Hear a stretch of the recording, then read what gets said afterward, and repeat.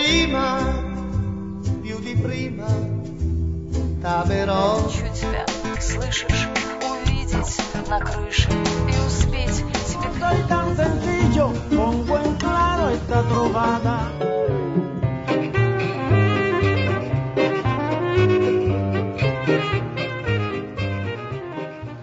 Bonjour, vous l'avez dit, c'est moi. Bonjour, bienvenue. Aujourd'hui, c'est Anna et ses enfants qui reçoivent le goût des autres. On va préparer quelque chose typique de chez nous.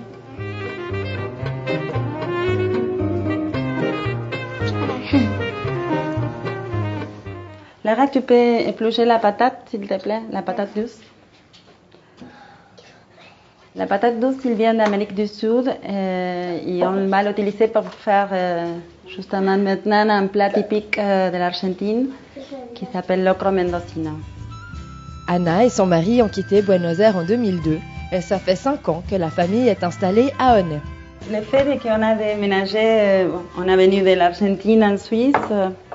Ce qui nous a poussé à venir, c'est la crise économique qu'on a vécue là-bas. Et puis, surtout, le fait que mon mari, il avait son grand-père qui était né en Suisse, il était valaisan. Et il a fait la même chose, mais dans l'époque passée, il a déménagé en Argentine. Je vais couper la patate douce. Petit morceau, hein. Pour 6 personnes, on met que 2 patates seulement. Quédate tranquille, tu peux chercher la courge. C'est une petite courge que j'ai trouvée dans une grande surface. C'est pas facile à trouver. Et c'est une courge que c'est typique de l'Amérique du Sud aussi. C'est plus douce. Ça s'appelle calabaza en espagnol. Cette fois, j'ai mêlé la courge traditionnelle et cette courge. Je ne fais pas très souvent de la cuisine argentine, mais quand je vais chez ma grand-mère, je l'ai fait. Et j'aime bien. J'ai fait la cuisine avec son clout, là au départ. 1, 2, 3, 4, 5, 6, 7, 8, 9.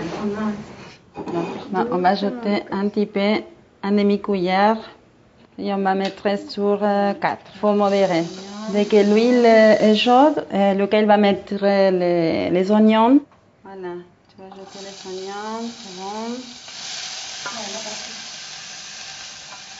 On fait revenir les oignons et 3 minutes à peu près et on ajoute directement un grand poivron rouge.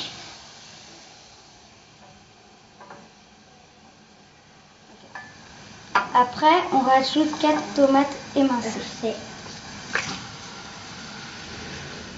Il fait plus de bruit. C'est normal. Et puis maintenant, c'est le sucre. Oui. Tu vois que toi? Un demi-cuillère. Voilà. C'est toujours un classique hein, pour faire un petit peu la sauce et que ce soit pas acide.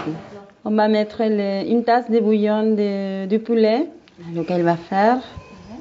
Maintenant, je vais mettre de l'eau pour faire le bouillon. Et voilà. C'est ça, il n'y a plus. C'est bon. On va ajouter maintenant les 12 épis du maïs dégrainé. Il faut que ce soit des épis dégrainés, en fait, que ce ne soit pas des ouates.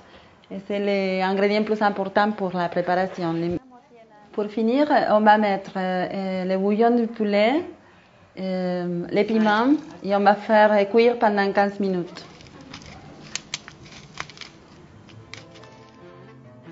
Récapitulons. Faire revenir un oignon émincé dans de l'huile d'olive, puis y ajouter un grand poivron rouge et 4 tomates, le tout également émincé. Additionnez les grains d'une douzaine d'épis de maïs, 1 cuillère à café de sucre, le bouillon de poulet et du poivre. Je mets 2 patates douces émincées.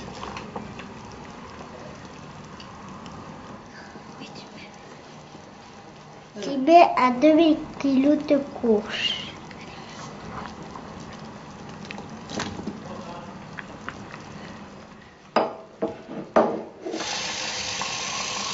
Je mets une tasse d'eau et je vais laisser cuire pendant 1 heure à feu doux.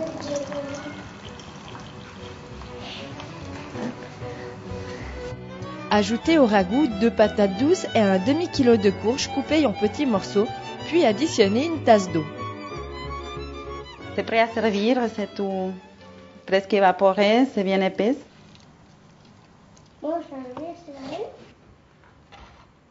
Cette vaisselle, j'aime bien parce que c'est originaire de l'Argentine. En tout cas, je l'ai menée avec moi.